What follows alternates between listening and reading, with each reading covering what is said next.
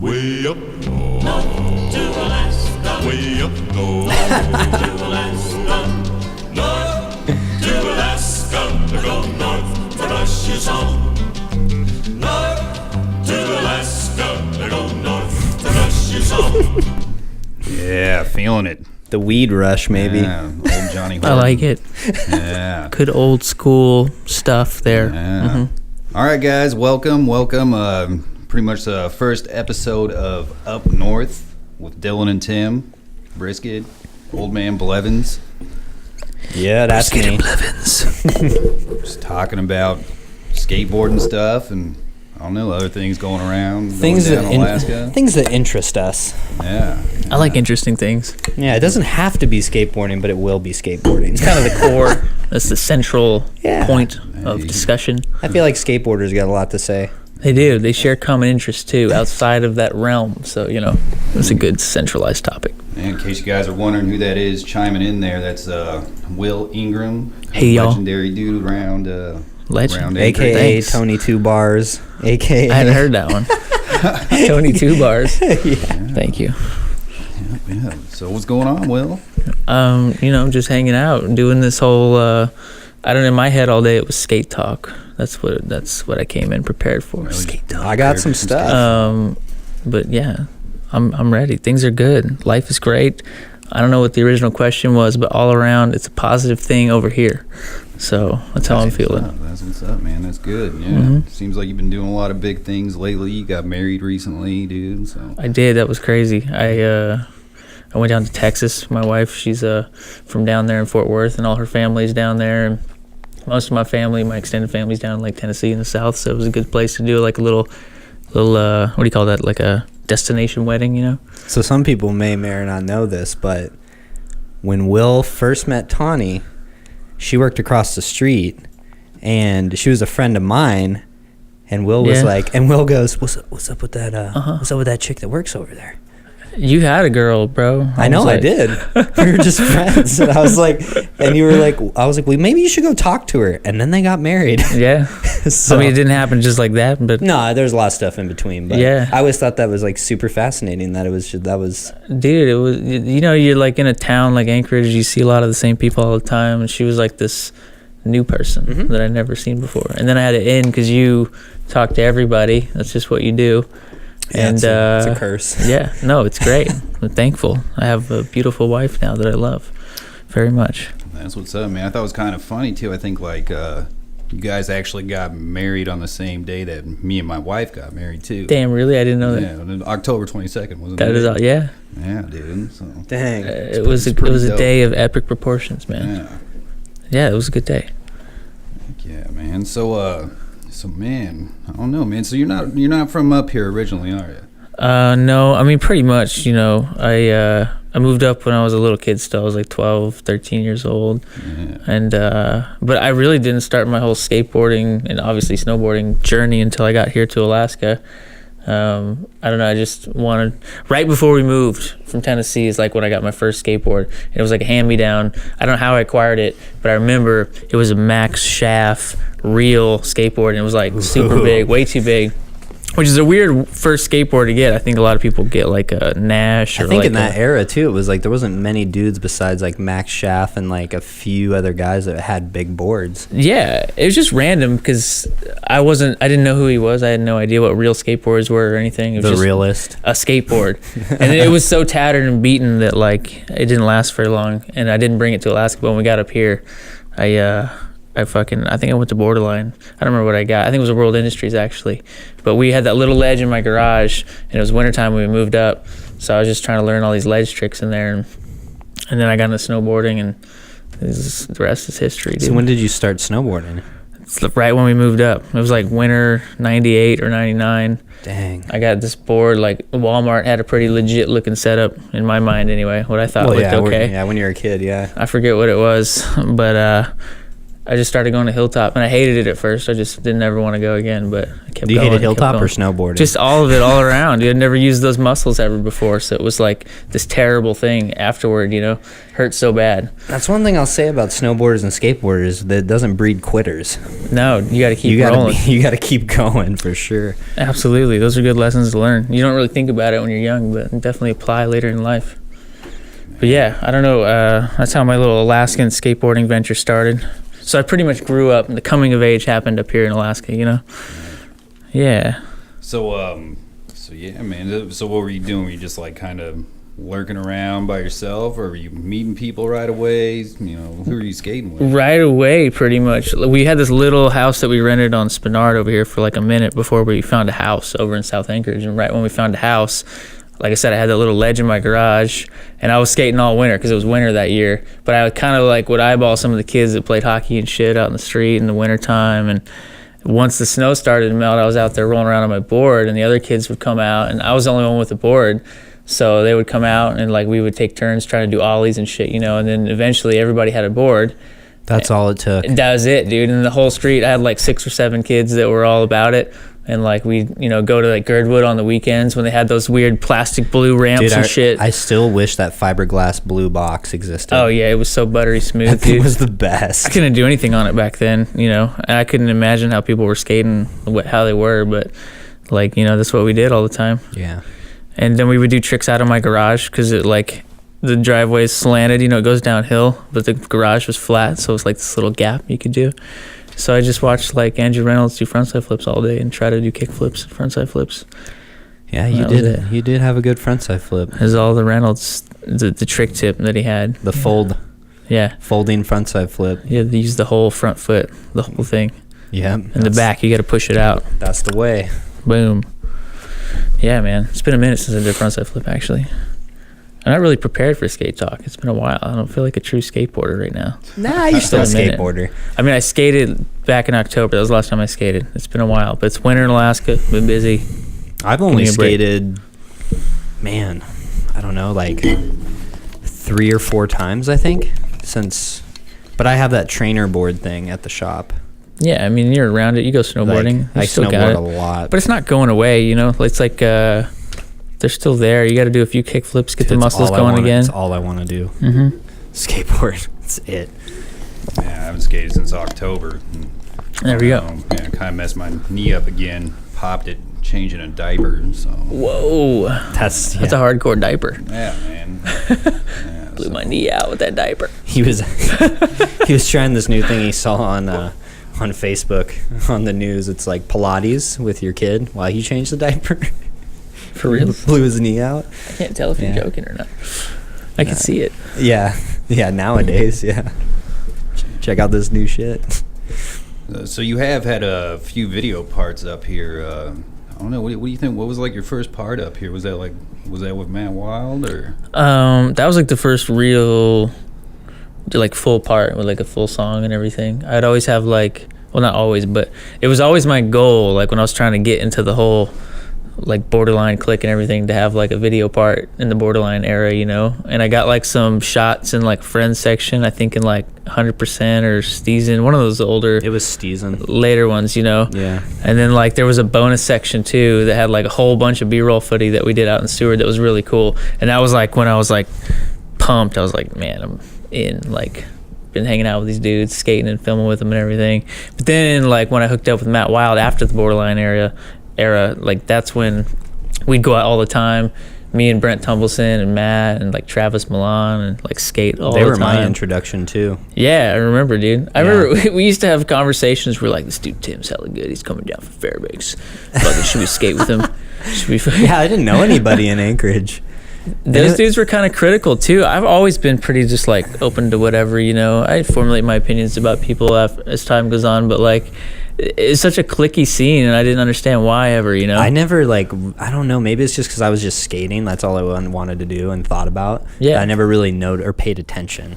I remember to that stuff. When I first started hanging out with CJ and we were skating all the time, he would always say like, I like skating with that dude because he makes me want to fucking skate better, you know, like 'cause, About me? Yeah, because like you'd always do shit like that we'd be like, oh man, he's got those tricks, we got to get those tricks now, you know. He's so good. I know. That's crazy. Thinking about it now, it's like insane. Him and Ben, but they used to be like, you know, like the little kids that were trying to learn. I actually took Ben out when he was like 13 or 14. Him and Jeremy Dowdy. Like I came to town and just ran into him at the park, and I was like, "You guys want to go skate some street?" And we went to what's that Gap over on Jewel Lake by Jewel Lake. It's a school, Chinook Elementary. Gap, the crustiest Gap in Everything's town. crusty here. But yeah, I took him there, and Jeremy Dowdy did a pop shove it tail grab off of the top of the big tall drop thing. I could picture it now. Yeah, dude, he was like this tall. Yeah. Yeah. Those are good times, man. Yeah, but Matt was my introduction too, for sure. If it wasn't for that dude, I probably wouldn't have continued to try and film, really. I'm just pumped that he had such a good following and he was able to produce videos that kind of had the similar hype and carried on that like kind of energy that like the Borderline guys had with what they were doing, you know, with the whole scene and everything. It's like necessary in a scene to like have videos. Well, yeah, I don't think the scene really exists unless you have people making videos. Because then it's just folklore. It's like legend, you know? There's still like, yeah, it is just legend because you see those people. I remember like in between scenes here and there, like you see people and you go skateboarding and it's kind of the same because you see the same people, but there's still not that like, oh, those dudes are filming with that crew and they're filming for that video. There's not all that like hype out there. I don't know if people on the outside understand that at all, like that don't skateboard and everything, but you know. To me, like your video part is like almost like your legacy. Well, definitely. Way, you know, like I still watch old video parts of dudes from like 10 years ago, and they still get me hyped because they're like important to my skateboarding. Dude, definitely. I like to watch old videos, like people that I wasn't so into back in the day that I have to look back and like find a new like kind of respect for. Like, dude, you ever watch The End? Like, I always watch the Andrew Reynolds, but like the opening section with Rick McCrank is like crazy, dude. All the tricks that he does, he just bangs that out in the opener. And even Steve Barra back then, that video part is insane, you know? Yeah. Like, but like in the Rodney and Daywan videos back in the day, I mean, I watched those and like was super amped on them back in the day, but even in the in-between parts, because they had like the blind section and like the world industry section, and there was dudes like Corey Shepard that had such good style, and there was like that sea ledge that everybody skated like over the sand pit. You guys remember that shit? Like, dude, I remember him and Ronnie Krieger just like killing tricks on that thing. Krieger could probably still do all the tricks he did in that video. Probably. That dude's never gonna age. Yeah, I think that was He's gonna live forever. My favorite back then was Krieger trilogy part. Trilogy is my favorite video of all time, I think. Trilogy is, I don't know, even his part in round one was just, I don't know. For those of you skateboarders that were born after the year 1995, you need to go buy Trilogy, because that will change your life. Dudes did 27 tricks. Was it Javante Turner had a part in that video, if I remember correctly? I couldn't tell if he was switch or if he was riding goofy or regular for the longest time, because he would do every trick and he would like do a switch back tail and then like do a couple tricks and then like turn it around and keep going. I was like, I can't even tell. That's like how raw it was back then. And it was exciting. I just love how Transworld used to tell those stories with their videos. Like, it was way more than just the fucking the skateboarding. It was all the cinematography. The little talking points inside the video. I love it. Video, radio. That's kind of what we based. That's kind of what we based when we first started doing exposure. Yeah, like it was really similar. I was like, you can't. People have an idea about who Ben is, like they just see him at the park, like you're saying, you just see these dudes and you know so very little about them, but to see it from another person's perspective, you really can kind of grasp who they are and what they're about and why they're doing what they do, and it kind of creates like ownership of like the video for someone watching it. Like they get really excited about it and they hold on to it. You just can get more involved even if you're not a skateboarder. It just gives you some more depth to the video, Mm-hmm. It creates a little character development. I like it. Yeah, it's good. That's what they did. I like Modus Operandi. I think that was my favorite one. That's a good one too. Yeah. Mark Johnson was such a beast. And then like, what was the skate company back in the day that both Paul Rodriguez and City Stars? Yeah, dude. There was an old City Stars video with P-Rod. He was so good back then too. P-Rod, Mike Taylor, Javier Nunez, and Kareem Campbell. Dude, it was epic. Yeah, there was a bunch of dudes in that video. I saw them do a demo in Medford, Oregon. Dude. That was insane. So the City Stars days were real for Tim, like full City Oh, Stars yeah. gear, City Yeah, Stars I was watch, so into City Stars. necklace. No, Like, I can't didn't even have the picture that. watch. I got the medallion at the demo. Like they had I don't know how I even got it, but I had the City The Stars star? chain, the star. And like I was so G back then, dude. I wore like baggy white tee, big pants, puffy shoes. And it was weird because in Oregon everybody skated bowls and was like super hesh and like into like So they Al didn't really Partman fit and in. stuff. Dude, I didn't fit in at all. There's like Who is 3 this guy? dudes that skated the street that I knew. Everybody else just skated tranny. What did you do at the bowl parks? Did you even go to them? That's where I learned. That's where I learned how to skate tranny though. Like I was wearing those clothes trying to learn how to do it. And there's this kid Mason who used to ride for LibTech, Mason Huggins, and he was like he owned the park. Like he crushed that park. He was doing like, big frontside lean to tail smacks, and like he was backside tail sliding around corners. Like he was really good. And I started skating with him. he was hella hesh too. He was so Wore, hesh. like tube socks and like candy bars in his tube socks. Yeah. Dude. And, like, He was He was about it. Yeah, but he Full taught lifestyle. He really taught me how to look at it like a tranny skater instead of like trying to do these like stall tricks and stuff, which is still cool, Yeah. like stall tricks. It's still skateboarding, But you're but not like surfing the I wanted to waves. be able to like carve the bowl and like Yeah. do all that stuff. So That stuff's fun until you get fucked up. yeah, dude, you can eat some. Lincoln City, I ate shit in that. In the snake run, they've got the big bowl pocket thing. It's at the bottom of the snake run. A lot of people filmed like their in transition parts there. It's like probably 15, 16 feet tall. And I was like in my heyday of trying to skate. I tried to backsmith it and I caught my kingpin and flew all the way to the bottom. Sounds terrible. Yeah. It was hurts. fun. Even that little bowl here in town, Russian Jack. That's Oh, that how thing's it'll mess you deadly up, though. dude. That thing's so deadly. You have to ride soft wheels. So you get grip. So you don't grip, so fly you away. don't die, dude. I've Yeah. like done a rock and roll and rode down switch and almost slipped out because it's so slick. Sketchy, but I watched some of those dudes just shred that thing. Like Cheese, man, that dude just rips it. Josh Thomas, Yeah, those guys. God, kill that it. guy rips. Shit's Yeah. crazy. You got a few rippers here. I think most of the people here are good at skateboarding. Yeah, For the majority. I just mean like the tranny game. Is Yeah, pretty the tranny lacking game around is here. lacking, but they're still like good. Well, Joe also skated Just from grip not skate around here, marginal. yeah. Yeah. So he has the upper hand. Yeah, I'm pumped to skate again. I'll tell you what. It's been a while, but as soon as we're able, I'm out there, dude. Well, it's warming up, man. I mean, it was like minus 12 yesterday. I think it's 2 degrees Dude. today, so Damn, not, heat not too wave. far out. Yeah. So whack. Yeah. Kids are still skating garages, man. I'm not down. Dude, 9th and K's popping off. That's the spot. Yeah, they got. Yeah, Josh just posted earlier tonight. They're having a session tonight, dude. I'm like, man, Damn, I would have brought my board. I would have brought my board and some long johns. I don't know. I'm not that desperate to skate. Is that weird? Am I not hardcore? I really want to. It's like at the point where I probably would go if I had my board. If it warms up, I mean, at least double digits, I might be down. Yeah. I mean, I went Singles. when it was like 30 degrees. That's and it acceptable. was totally fine. Yeah, like you that's- start that's not skating and you bad. don't even notice Exactly. what's going on. Yeah. No. Below zero, it's stay inside. Yeah. Play some video games. Maybe get a crater compound sesh every once in a while. I still There have you go. not skated Crater's house. You haven't been up there? all The year? problem is all of my friends hit me up on Snapchat instead of texting me. And you never check And it? then I never checked my Snapchat. Yeah. Dog, I'm 30 years old. You better call me on the phone. Like, let me know. They're like, Ben always sends me those like real cryptic Snapchats. 90K 630, be there. He says 9th and K, be there. And I'm like, when? When do I go? It's at 6:30. You have to read all of it. Yeah. It's not that cryptic. I just don't use Snapchat. I don't really either. I kind of hate my phone after like 6 p.m.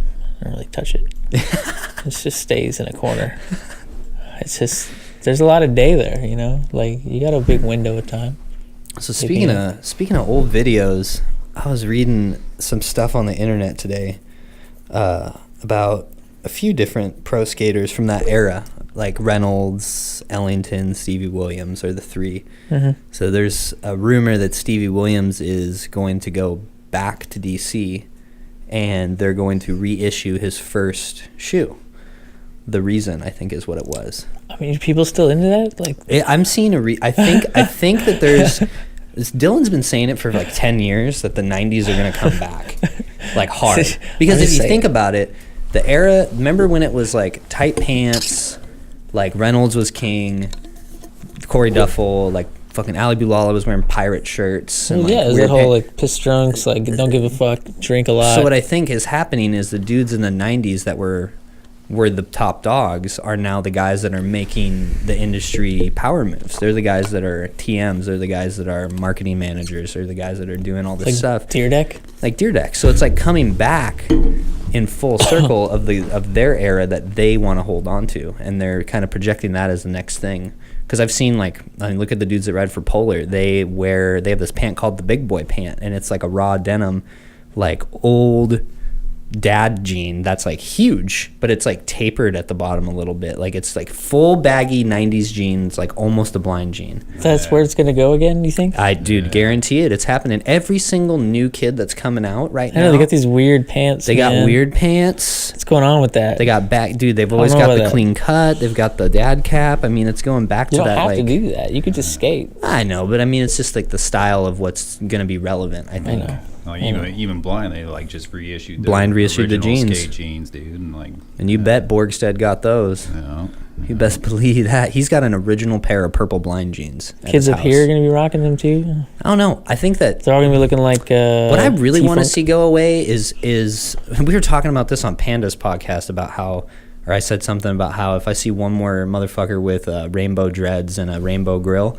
But, like, that style of, like, jogger-type pants and then, like, a track jacket and, like, you know, zooming in 3 times on your no-comply, like, I want that to go away for a little bit. Just a little bit. Can that just disappear? Just don't watch it. I didn't even know that was a thing still. Dylan knows what I'm talking about. Yeah.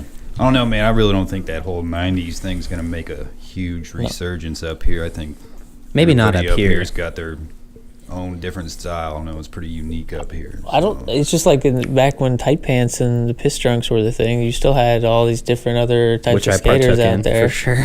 Yeah, we all did at some point in some way, but I'm just saying all the other styles out there didn't fade away. You know, they didn't take over. Yeah. If that makes sense. No, for sure. There's definitely dudes that have never changed their style, for sure, in skateboarding. There's a few dudes. Kalis is a perfect example. Kalis wears the same type of stuff. He's been rocking forever. He has looked the same since the 90s. Exactly the same. He stayed true. Wenning is another example. He still wears the same clothes. He still skateboards? He does. He's actually back on DC, believe it or not. Just made him pro again. Made him pro again. They're reissuing the links in 3 different colors, and they drop 2 months apart from each other. The OG links. He's still killing it? He's good still. Well, he kind of had an in-between. Like, there was footage of him here and there, and you were like, you can tell he was way overweight, I think. It was what it was. Well, I think he was like on drugs and shit, and I think he was just talking about, I listened to an interview with him the other day, and like, I guess he was in like a home for like a year, dude, like a halfway house. So it was rough. He had it rough. Sounds rough. So he made a comeback, and now he's like skating full-time again, and it's like, it's tight to see that, because like, I'll never forget, that's like where I think he has the best switchback tail, arguably, ever in history. Like, that dude he was just not even trying. He was just all that ledge skating, dude. All the flip tricks, everything's real fakey fast crooks. And snappy. He could do all the fakey crook combos. Super lazy body style. But he did what you used to call the Chauncey Peppertooth, the back tail 270 shove it to regular. Whoa, sick trick. Which Mark Johnson did in Modus Operandi. I think that was the first time anyone ever did it. Chauncey. Yeah, and that was Mark Johnson's alter ego, Chauncey Peppertooth. Oh, okay. Yeah, I just remember him in that chocolate. You guys got way more knowledge than I do. Sorry. Way more knowledge? No, knowledge. Oh, I can't. You know I can't nollie.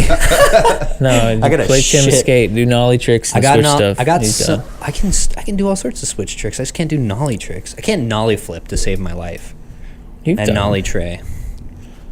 You could roll them on the ground. I can roll them. I burn the worms on the ground. It works they for die. skate. You can get it, you know. Yeah, but it's not good.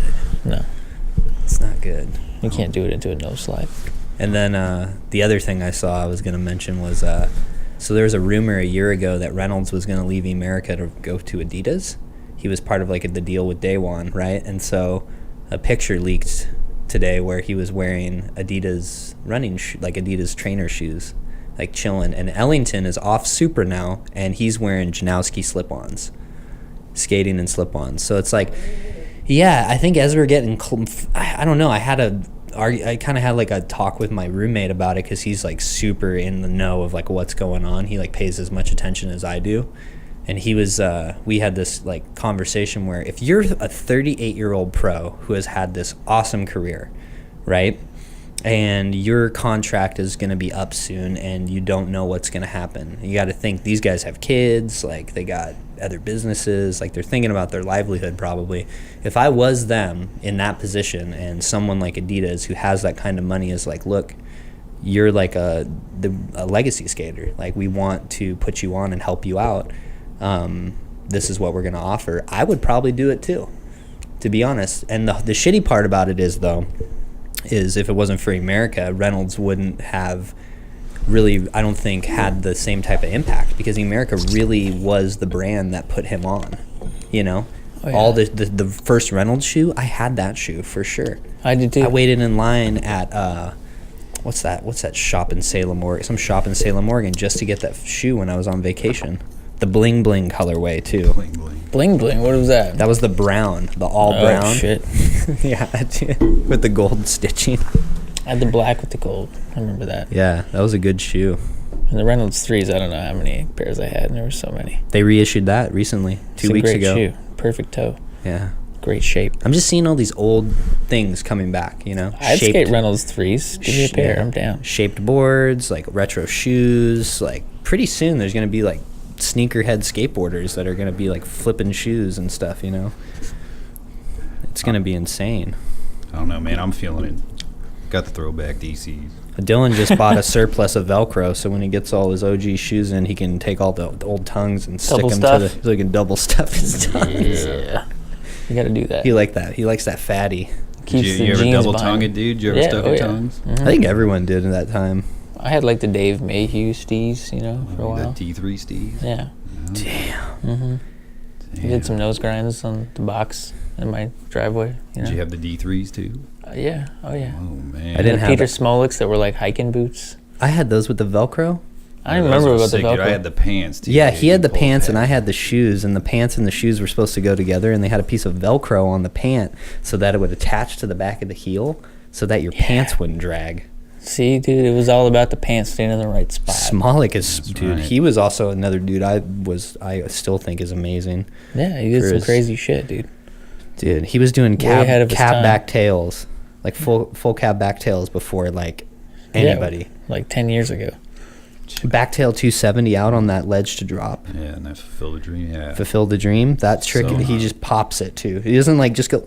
He goes, "Bwah," and scoops it around. Getting Stronger song just playing in the background. Yeah. See, that's when skating was so much more epic, I think, because it was so less accessible. Like, you had to get the videos or know people that had the videos. You had to fucking wait to see anything. Yeah. There's the anticipation. There's so much more hype, dude. Oh, dude, for sure. And locals, like, you know, growing up here, looking up to all those guys that rode for Borderline, like Ant Black and Jerry Smythe and Adrian Williams and those guys, you were way more connected to the local scene because you can't just wake up and like look on YouTube or go to the barracks and see what's going on to get hyped. Yeah. Like, you had to pay attention to your local scene. And it was awesome. That's kind of why I was oblivious when I first came here the first time, because I like knew so little. Mm-hmm. Like, I knew nothing at all. I think that would happen in any city you go to, you know. Like, you got to find your way, but that's what skateboarding does. You can meet people easily, you know. Man, so you're around dealing, like, I guess, like during the Alaska's golden era too. I don't know, man. It just felt like the late '90s, early 2000s. That's what it was. Pretty much the golden era wherever you were, but that's when shit was popping off for sure. I mean, what was the progression like up here? It was, I mean, fuck, man. I remember it was like 2000, 2001. That's when I was like really lusting after the whole like Borderline scene and everything, you know. And I'd go to the skate park over at Ben Bokeh Arena. That's where they had like all the wooden ramps and the boxes and the shit ledges and the jump ramp. Yeah, they had a legit mini ramp too and everything. But there was like that select crew of dudes that just ripped, you know. and it was like Micah Hollinger and Adrian Williams and Ant Black and that whole Borderline crew, you know, Jerry Smythe and Mitch Edmondson. And they were doing just like, to me at the time, crazy stuff. I remember watching Micah do like a kickflip nose blunt, like big spin on the box. The box was like, you know, a foot high or whatever, but he did it so easily. He did it so many times too, trying to get like the right one, you know.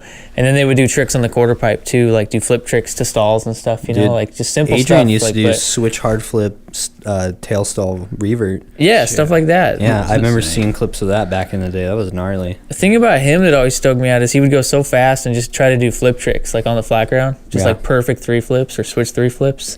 And at the time I didn't have those tricks, you know. I wasn't even like on the radar back then. I was just watching and observing, trying to figure out, find my way, you know. And so I that's where I spent a lot of time, was over at Ben Bokie Park and Hanshu Middle School too. I don't think there's spots like that now. Like kids don't have like street spots like, yo, meet me at the fucking school. Like, at least here. There's only a few that you can go to where you won't have an issue. Well, even like all the old like ledge spots and all that, like a lot of them are capped up here now. There's that one that everyone used to skate. It's a middle school, and it just had these ledges that were like this tall. And like Abbott Loop? Like Abbott Loop Elementary. Yeah, elementary. That was like the... I learned kickflip back tails there, dude. So many ledge tricks, dude. Like, because those other dudes were there, like I was watching Adrian do it over and over and over again. Like I had to figure it out, you know. Those were the good old times. And you'd show up at Hanshu and it'd be blown out. There's too many people there. So you drive down the street to Abbott Loop. And like I had older friends. I was younger. I was like the youngest one in my crew at high school. They called us the fresh crew too, because there was like a few of us that were younger than the older kids that were like seniors. I remember my buddy Sean Teeter, he had this van that held like 8 people in it, and we just go like street spot to street spot all the time. But I was like a freshman and they were older than me. And I remember downtown ML&P, you remember that like 6 stair down there? Yeah, me and Dylan went to go. Yeah, with the ledge. He asked me if it was skatable last year. Yeah, well, he was like, I found this spot on Google Earth, and I'm zooming in right now. It looks like it's skatable. Look at it. He sends me all these snapshots. I He's actually like, got the street view of it. Can you confirm? And I was already in the neighborhood, and I was like, dude, it's not skatable. There's like a fence with a security gate. There didn't used to be though. It was like legit. It was wide open. I remember. That was the spot where Micah tried to do a trick and he got like super mad in the like a bonus section or something. He got super pissed. Yeah. There was a lot of people that tried to do tricks on it, but I just remember trying to do flip tricks down the 6 stair back in the day. And I remember the day that I like kick flipped it, and the whole high school crew was there, and that was like the day that it was like I like graduated from like ROM to like, okay, this kid can skate, you know, like he just fucking kick flipped the 6 stair. Mine was also a stair, a kick flip on a stair. Yeah. It was at the Planned Parenthood in Fairbanks. It's good old Planned Parenthood. Had a stair in the back. What's up? What was that? Like it's like a 5, I think. Perfect. Like a 5 stair. There's the church downtown too, you know, with the 5 stair. You did the no slide on the ledge, you know? Oh, yeah. That was another, like, you had to tackle that one, try to get tricks down it. Dude, I got beef with that ledge. that ledge hurts, man. You were there when I broke my hand trying to Smith grind it. Mm-hmm. Dude, that was awful. Ledge will get you, dude. It's chunky. Too tall. I thought I had it. Too tall. Yeah. Yeah, man. So it really, I don't know, man. It really seems like fucking skating was crazy back then. Those guys were on another level, I thought, dude. And like the skating was a lot more technical, and I don't know, like kickflip, nose blowing, big spins. Like who's doing that shit now? Nobody. I don't Shane want ONeill. to do it. Like, yeah. Shane ONeill's like a robot, though. He does everything. I do go to the park, though. You know, I still go skate at Spinard, and like that's what it is now. Kids go to skate parks. You know, that's where they gather and meet up before they go street skate or whatever.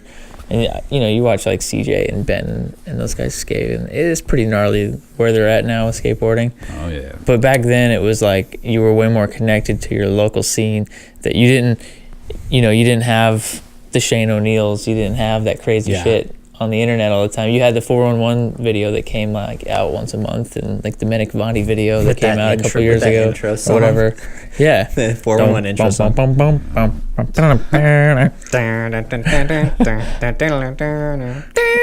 It was always epic, dude. Yeah. And they had those Logic videos coming out, and Logic was Logic tight. actually like put out like an Alaska issue. Well, yeah, and DNA team came. Yeah. I remember found that black. I was here for all that shit. I found dude. It that was black awesome. rail that they skated. The big long black rail. I know where that is. I don't even know what you're talking about. So if you guys want to go skate, you better holler at your boy, because it hasn't been skated in like 15 years probably.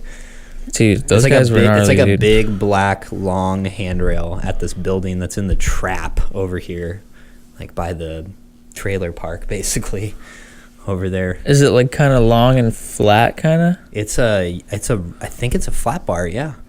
I remember one they skated that was really long, like super long, over off like Latouche and Yeah. Northern Lights. It's like in a neighborhood at a church. Dude, Yep, and you had to yeah. pull it up out of the ground. And It was crazy. yeah, and the thing's like all capped up now. Yeah. I never tried to skate it. I was too scared back in the day. My buddy Eric tried to cricket grind it, and he didn't get it. But I watched those dudes like, what were their names, man? Dude, it was Ronson Lambert was up here. Yeah, I think, Jared Brantingham. Yeah, and like maybe Josh Dowd. Some like Atkins. What was his name? James Atkins. Yeah, that dude was a beast. That guy, I remember watching him frontside flip over the pyramid out in Girdwood, like over the top and the transition on the other side, all the way to flat. Just boom. Like Reynolds would do it, but it was that dude. It was sick. Yeah, those guys seem pretty hyped on this place too. Like, I don't know, I was actually talking to Ronson Lambert for a little while, dude, and I think he was actually just like living up here for a little bit and just chilling, dude. So he's like hyped on everybody up here. He talks about how he wants to come back again and all that. That'd be cool. So yeah, man, I don't know, that dude's pretty dope. It's pretty tight. Yeah, those were good times, man. They had to have had a good time because it was like perfect. I remember the summer that they came up because I remember seeing Micah and all those guys come out to the skate park. And then I went to the sixth stair where that dude, one of them switched crooked grind to the ledge, popped out all super steezy. He was in a DNA ad. And Jared Branningham got the front crook on the church ledge that you tried to front nose slide. He frontside crooked grinded it. Yeah, and that was a DNA ad also. Yeah, and it was like super poked out, and like that dude. Dude, that's the most fucked shit I've ever heard. Yeah, you Frontside crooked grind Absolutely. on that ledge. I guarantee you, promise. That thing is crazy because it goes downhill right before you pop, He and it's like waist high. he popped out super far and like got the last like foot of it, just a freaking. He kissed it, you know.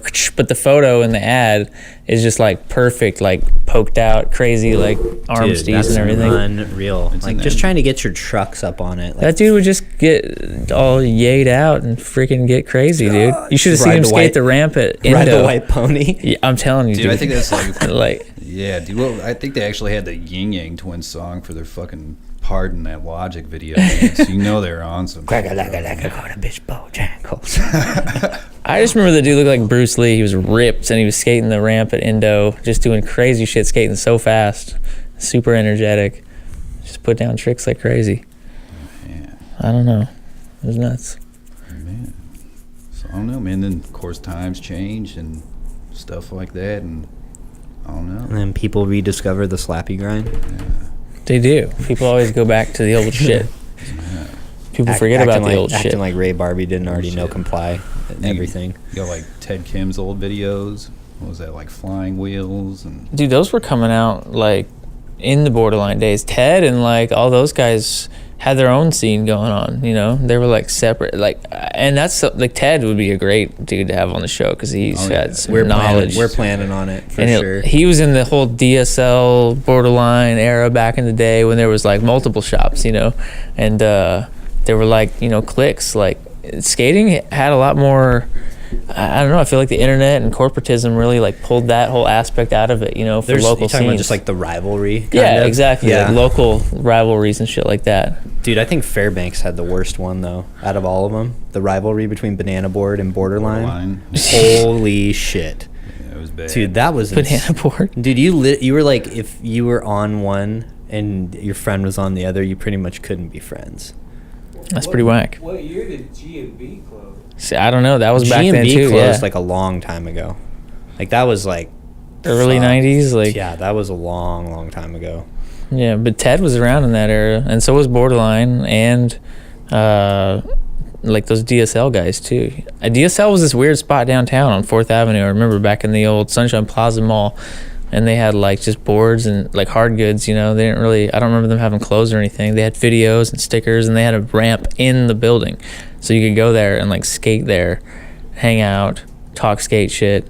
Then there was this other dude, this is totally random, but I remember this other dude, Willy Wonka. Anybody remember that dude?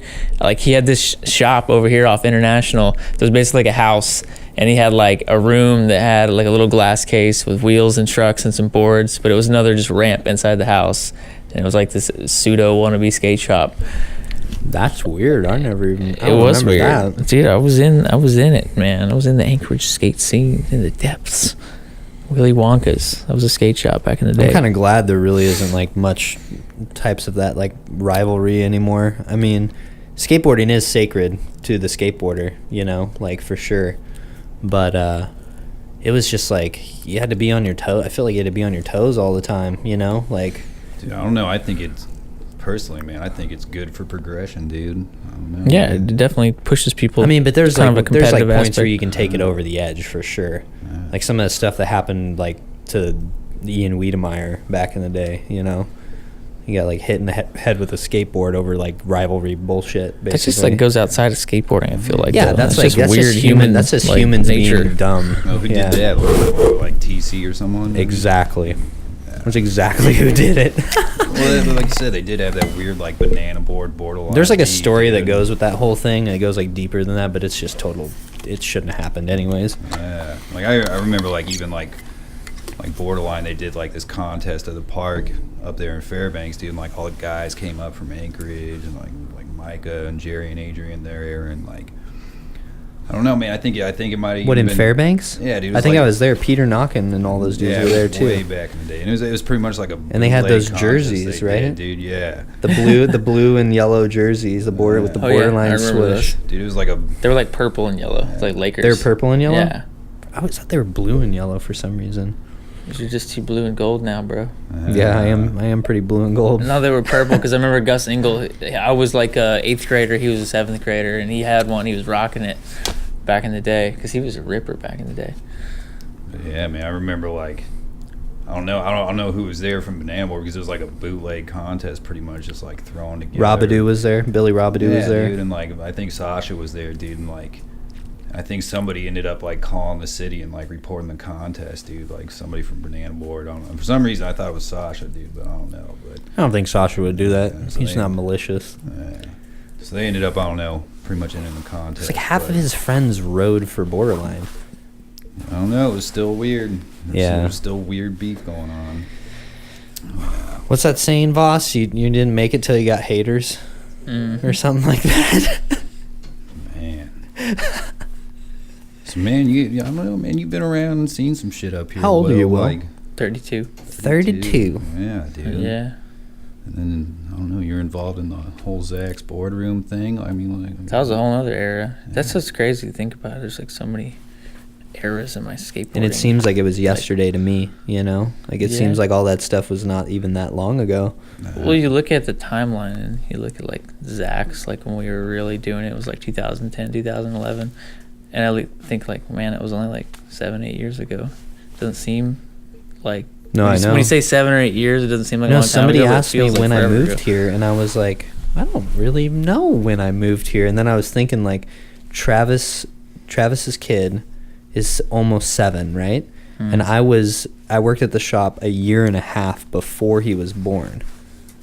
And I was like, but then I lived here before that because I worked with you and did that for like, what, 4 months or something? 5 months? Yeah. Then I didn't work for 3 months prior to that, so it was almost 8.5 years. And I couldn't, Goes I by. was just blown away. I was like, I've really been here 8.5 years? Like, Yeah, that was a good time in skateboarding. We brought it back, man. We had all those demos downtown and You know? started filming videos again.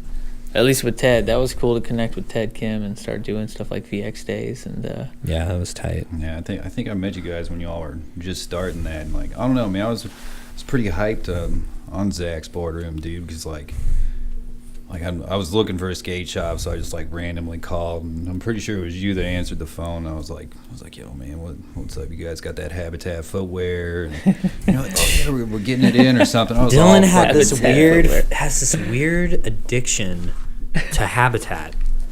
I don't know, man. So Marius, if you're watching this, hook your boy up.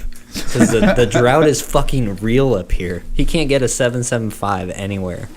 I haven't seen the Habitat board in forever, dude. They're still they changed distributions. They're still around. They're still doing it. That's what's up. I I'm like glad their they're still art. doing it. Their art is so cool. No, they're cool. Them and Alien Workshop have always been. The old Alien Workshop. The new Alien Workshop, not so much. I don't even know. They got, I don't know. Those dudes rip that are on the new team, but it's not the same. All I know is their VHS videos. They took always used to be a something. different color. They took and something that was a that big deal. was already established and just took it. Basically, it's not theirs. Like, it's never gonna be the same. You know, like that era with Dill and all those dudes. Like, that was the heyday. So that was Alien Workshop. Yeah.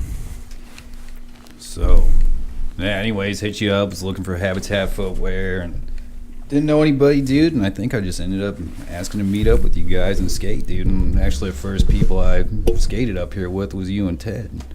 I think it was, like, probably one of the last days of fall, too. Went out skating, and I don't know, I think we might have went to that 3 block or something, dude, and I think it started snowing that night pretty much, but I don't know, but I tripped out on the shop, though, dude, because I remember I'd never been in a, like a shop that nice, like, that had that whole, like, boutique style and just laid-back vibe, like dude, and, you know, you walk in, like, right away, you just, like, felt at home.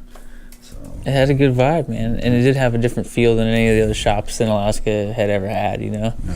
And that's kind of the way that we set it up. We wanted to have this high-end kind of shopping experience, but like no pressure, low pressure type of sales atmosphere, you know.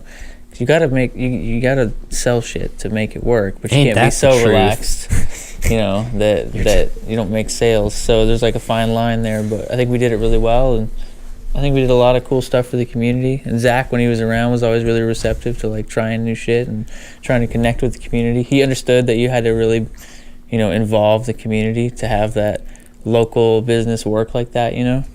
You can open the doors and have a shop, but, you know, if you're not connected to the scene, then, like, what's the point of even doing it, you know? Yeah, so he was always like, down for why that. why even open a shop? But see, the cool thing about Zach was that he didn't even know, like, he wasn't even connected to the scene. He had just moved back from New York City.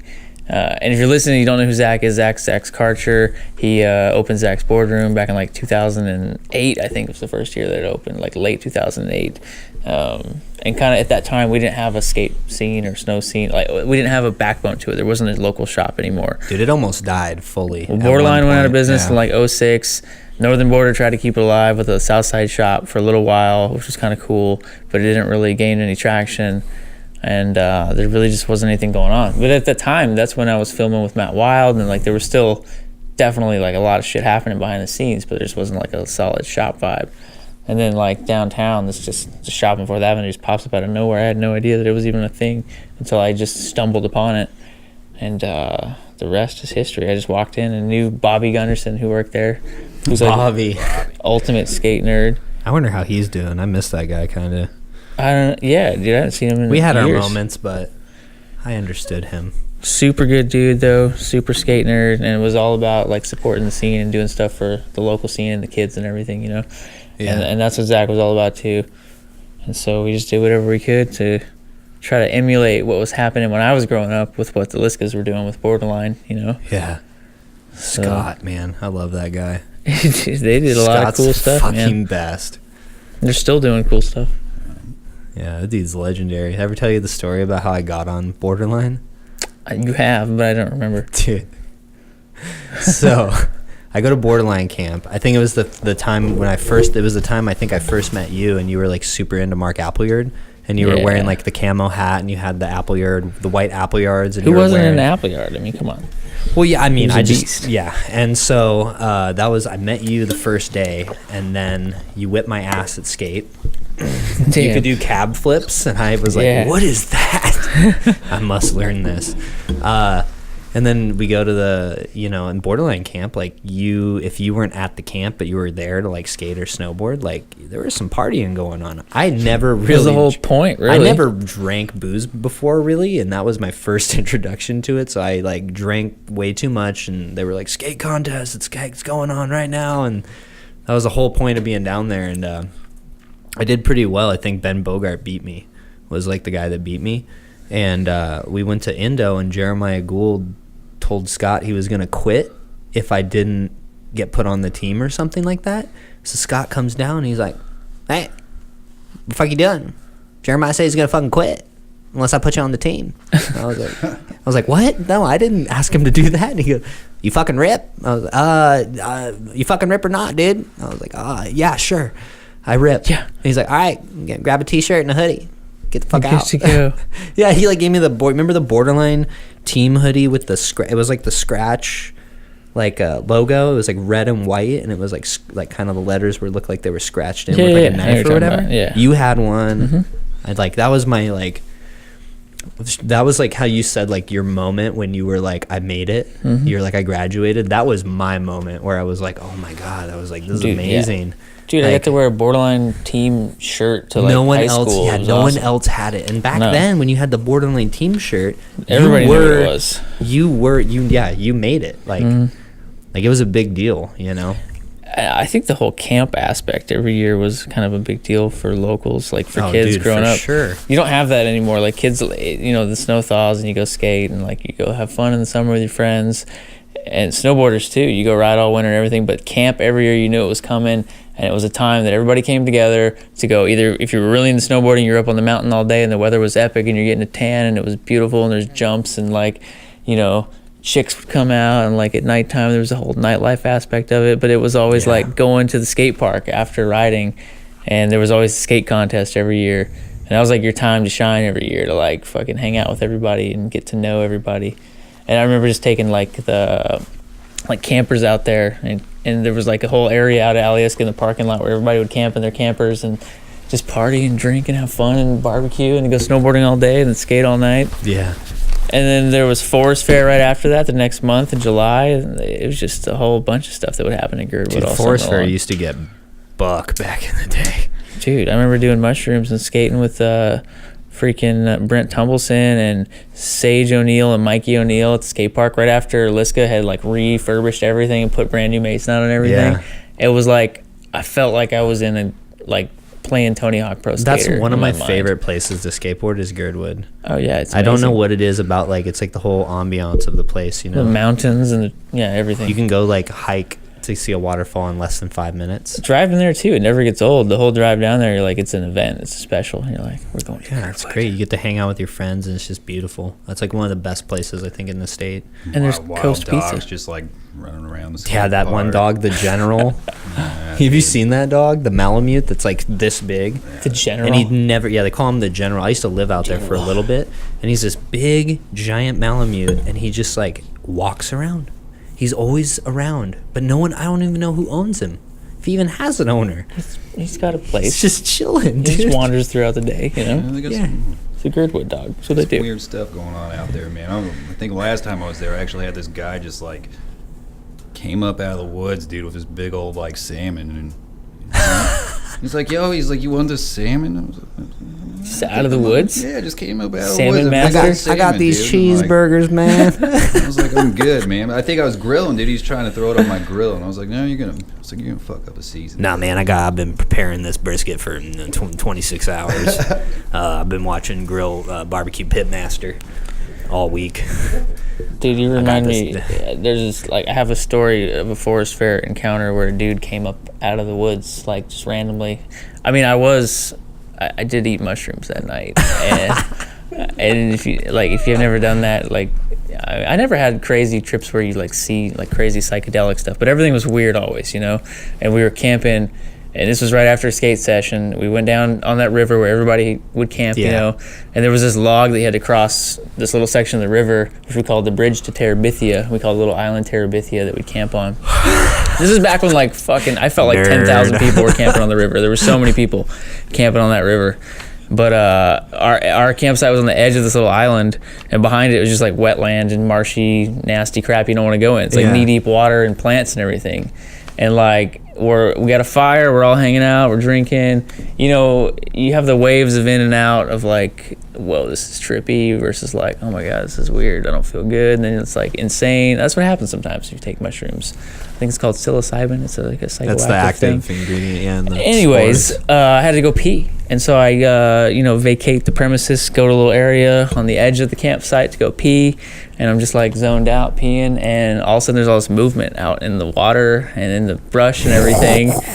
And I'm like, what the fuck's going on? And so I'm watching this happen, and this dude comes walking out of the muck, like just soaking wet, just like looking like Swamp Thing coming out, dude. And my heart was like just going fucking racing. I'm so scared. I don't know what's going on. Because you're caught in your most defenseless moment. Dude, I'm just high peeing on shrooms. And some dude comes walking out of like this shit looking like Swamp Thing. And the craziest part about it was that he had a backpack on and a hoodie, and his hood was like up, like you couldn't see his face, you know?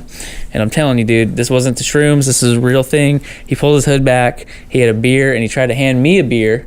And he had like a wound, like he got shot in the face, like you got shot in the side of the face and you had like a crater missing, and in his crater was a fucking glow stick stuck in the crater of his face. Like he had an indent and the glow stick was just the right height. I'm serious, dude. So That's exactly what it was. Propped in his eyeball. Dude. Yeah.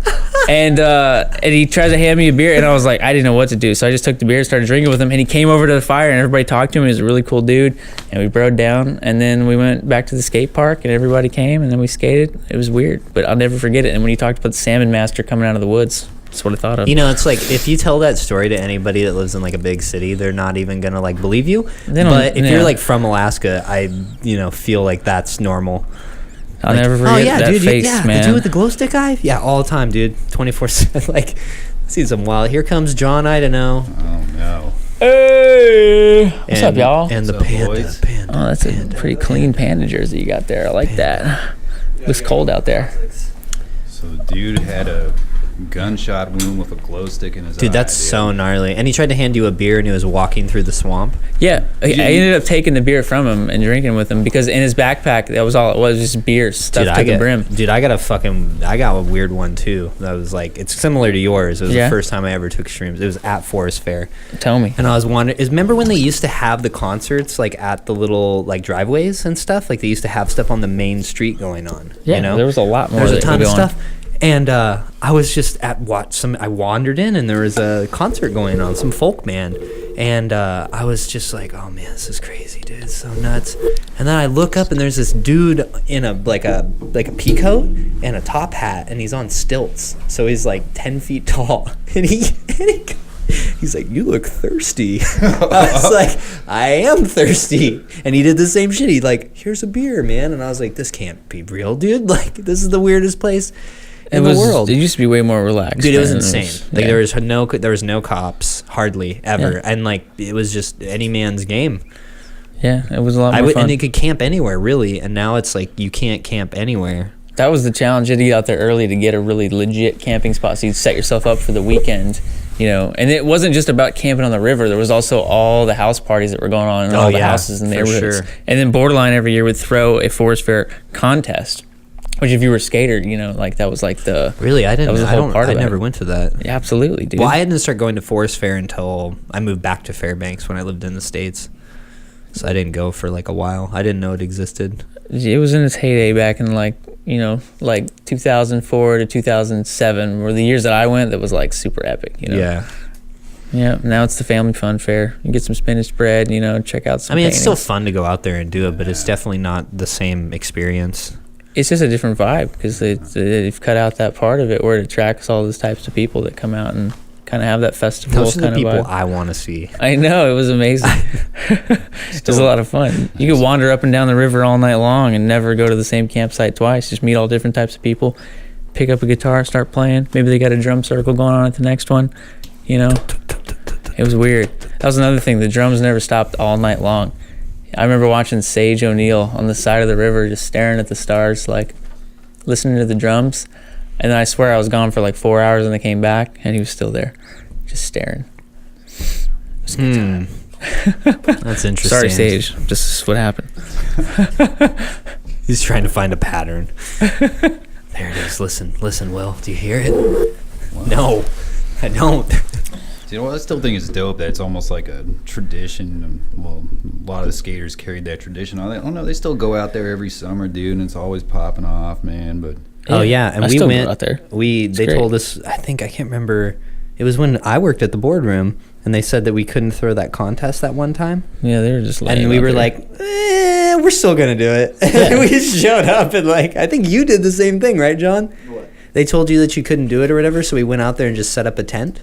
that one time. You just Yeah. gotta go do it. Yeah, they were like, yeah, we're gonna have to make sure that every single person has an affidavit and a waiver and an indemnity agreement and all this stuff. And I was like, are all your employees insured? What employees are you talking about? We're skateboarders. Nobody's getting paid. What are you talking about? Yeah, huh? So they're just gluten-free. Dude, we were living hella free. We were like, all right, well, we got all these hot dogs and we gotta eat them. Hashtag not vegan life. We got a not vegan life. That's not me. I love animals. Love eating them, petting them. At the same time. Yeah, at the same time. I pet them before I eat them, usually. I like Most that. of the time. Yeah, but yeah, Girdwood's, yeah, that was their, oh, yeah, that was the jam back in the day. That's my favorite contest is the, like the Forest Fair contest. Yeah, it's always around like the 4th of best. July, It's you like know. the best, dude. We used to always go out to Seward first. Yeah, Seward's Park's tight too. We'd go out there and party for 4th of July, and then like Forest Fair would be right afterwards, so you'd come hit Forest Fair on the way John, back. what size shoes do you wear? Voss, can you got some shoes you could hook him up with so he doesn't get those Why are you hating on his shoes? them runner shoes? Look at your shoes over here. No Vans? No Vans? Hashtag Vans game, bro. I can't wear Vans. My feet are too wide. You got the Lee pipes and the Adidas over here, like you're fucking. Lee pipes, yeah, these are tight though. You got even the carpenter pocket over there, like you're gonna carry some utility items with I you. am, dude. I have to. You gotta fucking bondo some cracks while you're skating. We are gonna bondo some cracks this summer, You got the pants for it. aren't we? All you need is a mustache, you'll be good, bro. Mustache, carpenter pants, That's when you bondo. know you've truly given up. You've made Bro, it. no, that's how you know you've made it. No way. If you have a fucking mustache, that's how you know. Nah, you gotta like be on the PTA. What's a mustache? Like, what's the criteria? It's the for mustache that doesn't go all the way, but it's like up to here and it's untrimmed. It's like the untrimmed Hitler. It's the untrimmed Hitler, It's basically. like a prepubescent, like little. Yeah. Okay, all right. Oh, It's rape like steak. Sean Connery if he lost his virginity for the first time, kind of beard. Yeah. Mustache. That doesn't help me understand what it is, I but guess not. So, man, Seward, yeah, dude. So, I remember like one of the last years at AK Boardroom, dude, when I think the city actually hooked you guys up with a space down there, dude. And oh, ended it's up- Seward, yeah. Yeah, dude. And Oh, that was cool, except for the wild stuff that went on at the game. Yeah. Seward We at had to 4th of kick July. people out, dude. We had a spot. I mean, they gave us a camping spot or like a Weren't you know and- RV spot. You and right me on were the beach. only two people that were there, right? From the boardroom that worked there. Yeah, Dude, yeah, that was fun. It was so much fun. yeah. It was just at night. It was just random drunk people though. But I mean, Oh during yeah, the and day girl, it was that great. random girl was like, we had to kick her out because she was being too loud, and we're like, you gotta be quiet. The lady said we have to, like we gotta follow the rules at least a little bit. And the girl was like, who the fuck are you? Who the fuck? I was like, actually, we're making this happen, so kick rocks. Like, she was so mad, and I was like, look, you just gotta go. You gotta go. Even that though, we showed up and it wasn't like a contest. We just all skated and hung out. Like Yeah. it was not serious at all. Yeah, we were just having Like, fun. that whole, I feel like there hasn't been a serious contest, like a destination contest in a while. You know, like Well, you didn't come to the blue and gold contest series. I did not come to the ones this year. You're right. That was it. That was the contest. I'm bummed. Was there a Girdwood one? Did that Dude, actually you should happen? have seen it. The people that came out, like Wes, Ben, CJ came for a couple of them. Like, dude, it was crazy. Especially the Birchwood one. The shit that was going down in Birchwood, it's like people skate it good, Like it's a fun park, It's good to learn tricks, but like when there's a contest and there's like boards to give away and all this stuff, like. Yeah, it was nuts, man. People were trying, like, Wes was trying 3-flip lip slide down the rail. Like, it was insane. Taylor did an ollie big spin heel flip down the stair, like, first try. Dude, even that kid Braden, he was, like doing nollie like backside big spins over that like camel's back, dude. Like what the Yeah. camel's back, gnarly shit, dude. Yeah, Talk about that hump.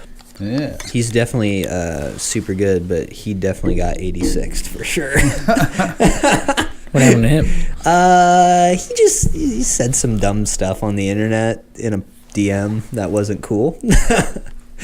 I mean, I have no real problem with him, but yeah, he definitely just doesn't have a lot of, like, he's got a lot of enemies now, for sure. I'm not his enemy What up, Braden? You're probably gonna listen to this shit. I mean, he was always fine to me. I mean, I don't know him. I mean, he He's rips cool with me. for sure. I'm just telling the real deal. You can't burn bridges. That's Tim not learned that the cool. hard way down in Arizona. So. How did I burn bridge? What bridge did I burn? With who? You tell me then. We'll save that for another story, man. Another podcast. Can't think of anybody I burned a bridge with. You burned. Skateboarders? What, Chris Maloof? Well, that was definitely, yeah. He definitely didn't like you. That dude didn't like me for I don't know what reason. But who? Probably hiking your pants up higher than him, dude. So I don't know. I don't know. That dude didn't like me at all for some reason. Yeah. But word, yeah, man. So Now it's gonna haunt me for the rest of the night. I'm gonna think about it so Tim, hard. don't worry about it. Yeah. He probably didn't like when you fell on the pyramid and laid there on the ground and just rolled around a little bit too much. just whined a bit too much. And he was like, what's this dude doing? Like, just pick up your board and just go get that shit. Nah, I don't know what it was. That dude just didn't like me at all. Okay. Yeah. Dude, it was funny. They actually shafted him pretty hard at a contest down That there was at when Tempe that was Park. because we heard something about how he didn't like me, and I was like, well, that's weird because we had mutual friends, and then we had like Dylan will tell the story now. I don't know who this person is. He rides for Weekend. he rides for Weekend and Brixton. He's like he's a really good skateboarder. He's doing it, but yeah, He don't like you. It's okay. Yeah. Maybe some people, don't like you. You just gotta let it go. So they pretty much had like a almost like a jam session like style contest at the Tempe Park, dude. It was like they're doing like best tricks all the way around the park. So they did a best trick on the stair, the extended six stair with the wall rides. They did it on the ledge, and then they did it on the bump to bar. Well, Tim shut the whole thing down, dude, and I backside flipped up the six stair in like during the thing, and like fakey double flip down, and I did a ton of stuff, and then like they were like, we're gonna give it to that guy over there, and I was like, what the fuck? didn't even place. I don't Didn't think. even place. I didn't even get third place. It was really weird, and it was because Chris was judging. Is your thumbnail still super long? Yeah, it's so I can rip my enemies' hearts out. Why do you got that? What is that? You No, just forget about that one? Let's not bring it up right now. I get enough shit at work about it. Well, that's more relevant to me than this guy that doesn't like you that rides for Brixton. So I see it. It's right there. Man, so pretty much after Zach's boardroom, dude, you kind of carried that torch, dude, and I think you and George went ahead and did AK boardroom, and I don't know, man, it was nice to, see you really trying to still carry the scene, dude, and kind of do what Zach was doing, dude. So I don't know, man, how'd you like doing that? We tried, man. I mean, if we lived somewhere that was climatized where we could skate all year long, we'd probably still be around, but like the winters just didn't pan out. We were learning how to run a snowboard shop, how to run a business, and I'd been doing buying for the shop for quite a while, and I knew like kind of what we needed every year to maintain, stability and to have growth and everything. But you can't have that in a snowboard shop without snow, without people wanting to buy new gear and everything. So we'd spend all this money in the winter season like getting shit that we knew that if we could sell, we'd be set for summer to do all sorts of cool stuff, but it just didn't work. And we tried and lost a lot of money doing it, but it was still fun and we had a good time. It was a good learning experience, and I'm glad that I did do it. And then Blue and Gold came around and kind of took the reins for the skate scene, which was a huge relief. So everything worked out, man. That's what's up. Yeah. Well, we definitely miss the shop, dude. I know it's a marijuana shop now, so. Yes, the cannabis boutique. Just the location. Just the location's a weed shop, right? Yeah. Nobody else was involved in the... No, I mean, I was, I was the only one that came from the skate shop that's that right. helped that transition come along. And currently, it's not occupied by anybody in the skate world. Currently. AK fireweed. Mm-hmm. Yeah, I think I went in there once, dude, and I don't know, man. It just different vibe, dude. I mean, you used to being able to go to a place and it's like family there, dude, and then I don't know, next day you go in and they're selling joints and. Yeah. It was definitely a trip to see how wide open it was, because I worked there for a long time, and I was just like, we'd always be like, dude, there's too much shit. Yeah. There's no place to put this jacket. Like, it's always when you're in a shop, you're like always trying to play Tetris every day to figure out where to put all this stuff. And it it was crazy to see like nothing, you know, like this whole open area. I'm like, holy shit, dude. Just kept it open, dude. And we needed it to be for a while because it was so freaking busy. There were so many people in there. We had to have that open floor space. Dude, yeah. No, it was nuts. Yeah, it was different. I mean, it wasn't a skate shop anymore, obviously. It was a cannabis shop, and it was a completely different vibe, completely different clientele. A lot of the same people came through all the time, you know. And there was part of it, you know, some of us still worked there that came from the skate shop world and kind of carried that whole mentality with it. I think that, like, what a skate shop is, like the whole vibe, the mentality behind running the skate shop, and like what's perceived to the public is pretty crucial to running like a legit business, whether it's a weed shop or a skate shop, you know. So like applying that same kind of like family open vibe to it really kind of helped bring people in, especially in a weed shop. You gotta think it's weird for people coming in. It's new, you know, it's been illegal for so long. Did you ever think in your lifetime that you would see it legal up here? Because when it happened, I was like, wow, this is like real. This is really gonna happen. Like, you just go to the store, I'm gonna go pick up a beer and I'm gonna get a pre-roll. Yeah, it's weird. It's not like I envisioned that happening, but I had pictured it before. Like, even Zach and I back in the day talked about, like, that'd be so cool because he had gone to Amsterdam and smoked in cafes and stuff like that all the time. It was insane. But yeah, we had talked about if it ever went legal, like, that's exactly what we'd do. Like, fuck the skate shop. We turned it into a cannabis boutique. I mean, Zach, like, he was a skater and a snowboarder, and he had that in his heart, but he was also an entrepreneur and a businessman, you know, and he knew that that was going to be a really lucrative path to follow. And so we had talked about it a long time ago. But to see it actually come and happen in full circle in that exact same spot, super weird. Like, you're, like, you know, almost serendipitous. Well, I'm like rolling joints in the back, packing shit up that I used to, like, the same counter I waxed snowboards on and everything, you know? Yeah, that's wild. So it's weird. Yeah, but it happened. So anything can happen. So, man, you really, I don't know, also when AK Boredom was going on, dude, I remember, I think George got you a camera or something, dude. And just so you could, you know, advertise for the shop and shoot photos and all that, but man, you really grasped onto that, dude. And yeah, it was completely, like, I probably never would have gone after that myself. We had the shop, and we needed, you know, to be able to produce content for social media and whatnot. And George is the type of dude that always, like, had to have the best of everything, and you know, like, so he's never gonna spare any expense to get over the top gear. He got the so we didn't really need everything that we got, but he got it. And then, like, I'm like, cool. And then, like, he was at the time Jovel worked for us, and that was kind of like we were getting this camera gear so Jovel I forgot about that. He did work at the store. And that was also like Jovel would have access to have all this gear to, like, do all this media work for us, you know. And that kind of worked for like a few weeks, but Jovel went off on his own path, and we still had the camera gear. George didn't take after it, so I just started taking it everywhere, and you know, shot product and people at the shop, and then skaters. And then it came everywhere, and it turned into landscapes, and that turned into, like, posting photos, and then people were, like, stoked on it. So I got more stoked on trying to do it.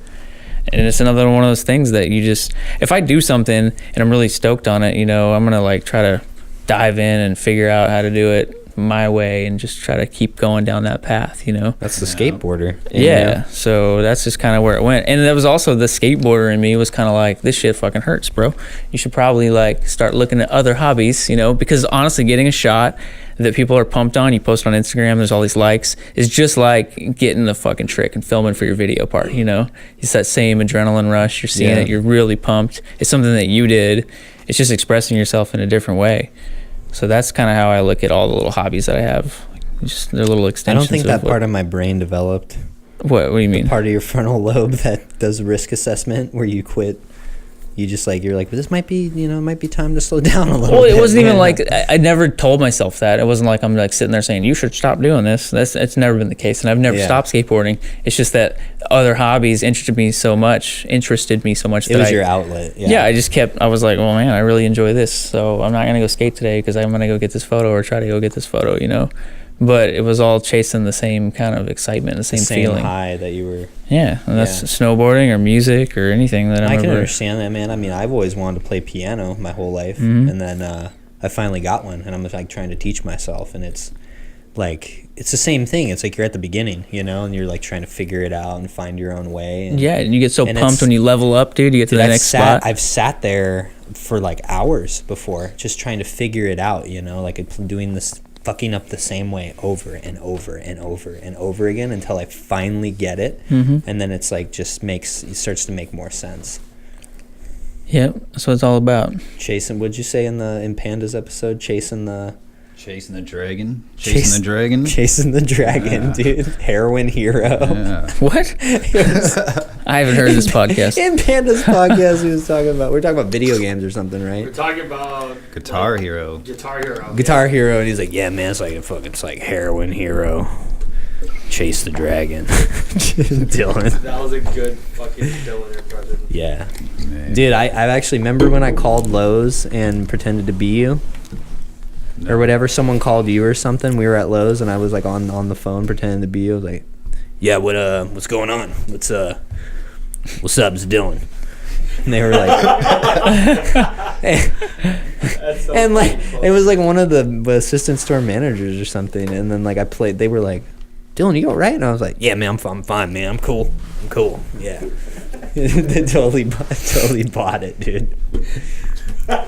You've got such a distinct voice that I feel like it's like if someone hung out with you long enough, they could probably replicate it. I smoked Camels for 20 years. I smoked Camel Blues for 20 fucking years. Your voice gets a little raspy, dude. I didn't used to sound like this. So. Yeah, you did. Ever Maybe since I I've always known did. you. I don't know. I always thought it was the cigarettes. No, because I smoked cigs for a long time, and my voice is not raspy. Yeah. Oh well, sounds good, Dylan. So man, it seems like you were just like chilling on your photography, dude. Then all of a sudden, like, you snap this like magical photo, dude, and like the Alyeska photo, and you're just like, Oh yeah, up, with the man. lights. Like That dude, shit was tight. I know that was like with John and 49 Supply Company and everybody helping promote it, really kind of got it out there in people's faces. But yeah, I don't know. I guess maybe that's like filming a really legit trick, like an ender in a video part, you know, that you get, and the people are like, they just respect you that much more because you did that or something like that. Yeah. But like that's one of those type of photos that at the time I never really thought much of it. Like I wanted to get a cool photo of Alyeska. We went snowboarding, tried to get stuff on the mountain, it didn't work, and then we were driving away. It just looked really weird because it was raining and the ground was wet. There's like eerie clouds up there, and there was definitely weed smoking going on, and it looked pretty cool. And we stopped to try to get some photos. And really though, the editing process, like taking it, just adding a little bit of like a cool hue to it, just kind of gives it that much more depth. I don't know. I think a lot about how a photo is going to be perceived for the very first time, you know. So I'll sit there and like people might think, my wife stares at me and she's like, dude, you've been staring at the image and moving Are you one talking bar. about like how the photo makes the person feel? Yeah, right when they see Yeah. it, the first you know, Yeah, impression. I yeah, guess no, that for applies sure. to lots of different things in life, but that's It's like, really important it's in just a like photo. art in general, you know. It's like interpretive. Yeah, but like if you can get a banger photo on the back of the camera that like is almost there, like, you know, like you're like, dude, this is gonna be legit. And that's how I felt when I got that one. But I didn't post it for a while. I kind of saved it I sat on it for a while and kind of forgot about it, and then was like, oh yeah, here we go. I'm not answering that Bada text bing. message. But yeah, like with what you're saying, that was what, I don't know, I guess people looked at me as a photographer after that, opposed to like a skateboarder or a snowboarder. Dude, you know? like I heard more people talk about you as a photographer after that point than Yeah. like anything. Like it was never like, you know, recreational marijuana was never like any of the stuff you were doing. It was just your photography.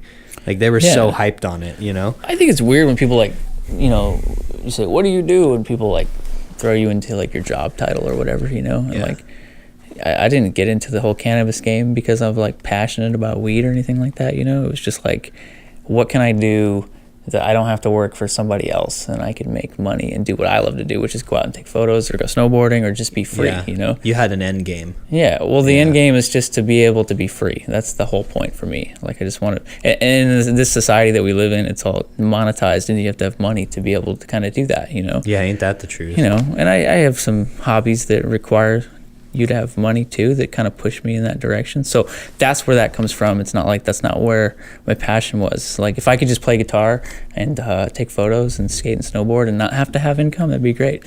But I have to do those things, and I want to do them way Yeah. more than like, you know, spending time at a 9 to 5 somewhere 5 days a week. So if you work really hard now maybe and like sacrifice some shit and have some kind of end game that maybe is a little clouded, but you know you're like on a path that's your own, maybe if you stick with it, it'll be successful, and like then you'll be free sooner in life, if that makes any sense. You No, know? it makes total sense. Yeah. So that's like was the skate shop mentality. I want to skateboard and snowboard. How can I do that and make money? Well, let's have a fucking shop. That way we can get all the product. I have access to it. Let's Honestly, do it. why I still do it is because like I want to be in that. I want to do that. Like that's what I want to do. Is snowboard and skateboard. That's all I want to do all the time. And like there's other little things like I'm telling you, like piano and stuff like that, and I have like other interests, but that's the big that's my end game, is how am I going to be able at my age to be able to do this continuously and still make money? Yeah. Because you're right, you have to have money. Like you can't not have money unless you're just one of the lucky few. Yeah, you got to, like, and there's so many ways to do it nowadays that are so different than like the normal way that most people view having income, so I don't know, that's just the stuff that I was obsessed with. How do I be free? That's just been my goal forever. And how do I drive a Lambo someday? I need a Lambo. Yeah, I think we used to have conversations about this stuff like back in the day. And that's another thing is about that like conforming to the westernized way of thinking. Well, with what you said about talking about it a long time ago, right? Like, I think that most people, like, having a goal is, like, just something that some people say. But I think if you really, really envision something, a scenario that that other people are living these scenarios, like, if you have a dream, whatever it is, people are doing it. And you're dreaming about it and seeing it because other people are doing it right now, right? So, like, somewhere, somebody's doing exactly what you want to do super bad. So I always looked at that as, like, okay, like, he's doing it. I know I can do it. How did he get there? And like I'd always watch these people, these like visionaries and these like people that would speak and like tell you how they got there. And like the one common denominator was like mindset and like literally like envisioning that scenario over and over and over and over again. Just like skateboarding, right? And that's why we're here. We're talking about skateboarding. That's like the thing that we used to talk about. And I tell people this at work all the time. And they're like, I want to like do this thing, but I just can't. And I'm like, when you perceive it to be true, it becomes reality. Like if you think about it, like you're saying, hard enough, and you're like, I want to do this trick, or I want to do this for like a business, or I want to do whatever. And if you envision it and think about it hard enough, like it will happen. Like you have that goal and you know what you need to do. It becomes your reality in a way. With skateboarding, it's so in your face though, because it's like, okay, for me, it was like, I want to have frontside flips like Andrew Reynolds. I want to do it down stuff. Like back in the day, we would skate at a hand shoe all the time, and doing a frontside flip off the second block was like a big deal. But then moving to the third block, like we had to run up them and then try to launch off that shit. You're talking about a town square? No, it's hand shoe middle school. There's like the 3 blocks, Oh, I remember that when you ran up the side, did the frontside flip. Yeah, but like you what's my point here? My point is that like you had to envision that first of all, right? You had to see that it could happen, and then with skateboarding, like if you can see that it can happen, you can go try it. All you need is your skateboard, your shoes, and the spot, right? Like you can do it, and then you're instantly going to get an understanding of what it takes to actually do it, right? Yeah. But I think in like life, like outside of that, like we grew up skateboarding, so we understand that simple concept, So I'm willing to take a risk and try to do something that maybe other people wouldn't do, because in their mindset they never were exposed to that kind of thinking. Because they don't like risk. No, they take a safe path in life, and I think a lot of people take that. And I think it's crazy to follow some other path, But I think skateboarding, that was where I first understood that, And I by no means have made it or done anything great or significant in my mind yet, but I'm going to keep trying. I'm not going to stop. Because you did what you wanted to do, and that's what mattered, realistically. And I still am, and I've been able to maintain a lifestyle that I enjoy, and everything's good. That's what I always tell people. They're like, how do you get to this? I was like, dude, I just did what I wanted to do. I quit thinking and listening to other people that were like, you should do this, you should do this, you should go to school for this, and you should. And it's like, yeah, okay, I could, but I don't want to. I want to do what makes me happy. Your personal happiness is so important. Like I don't want to look back when I'm 50 years old with 2 mortgages and a bunch of debt and go, man, I really wish I would have just tried. Anything. Like, some people never try shit. Like just go for it. If you fail, it's a lesson. You learned it and you can move forward. I don't know. I feel like at this point in my life, like if everything failed, I have enough intelligence and integrity, like I can go get a job. Like I can get a 9 to 5. You're a smart dude for sure. So why not use this time to try to do something that's going to benefit you directly rather than benefiting other people? I think you have to like really, other people that you work for, I suppose. Have to, I think it's like a self-reflection thing when you have to like really understand yourself and like ask, what do I want? I think that's the biggest thing that people struggle with in life in general, is like getting to where you want to be, is like actually knowing where you want to be, you know? Yeah. Like, I think so many people lack that concept of knowing what they want to do. And then they go through life like thinking they want to do this or that. And then at the end, it's just like this, they had a great life. They did lots of cool things, but they didn't like prioritize one certain thing, you know? Yeah. I can't say I've been a master of that either. I like to play music. Well, I like can to say do all it's, like, sorts of from different stuff. From like an outward perspective, though, like every single thing that you've wanted to do, that you've tried, you've done well or exceptional at. Well, thank you. You know, like if you look at like when growing up watching you skateboard, you know, when I was, because I'm a little bit younger than you, like you got really good because you wanted to, you know, like you were like one of the top dogs. And like with the photography, like you were like, I really like this, like I'm interested, and you set that goal and you did it, and now it's where it is now, you know, with everything you've pretty much tried to do, you know.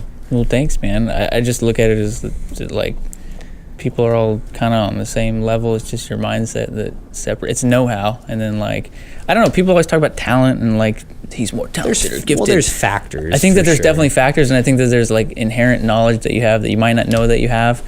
But I think that if anybody's dedicated and willing, like to learn, you can get good at anything. Yeah. Well, there's like, I mean, there's definitely like things that humans, like you're saying, how they don't know they can do it. Like my crazy memory that I have, how I can remember like all this random fucking skateboard shit and like remember the waist width to every snowboard. It's more of like it's like a survival instinct. It's like trained in my brain, you know. It's like something that I have that I never realized it as a kid, but it's been an advantage in my life. Definitely. For sure, 100%. And if you can utilize what you have to like get to that next step, like you're saying, you know.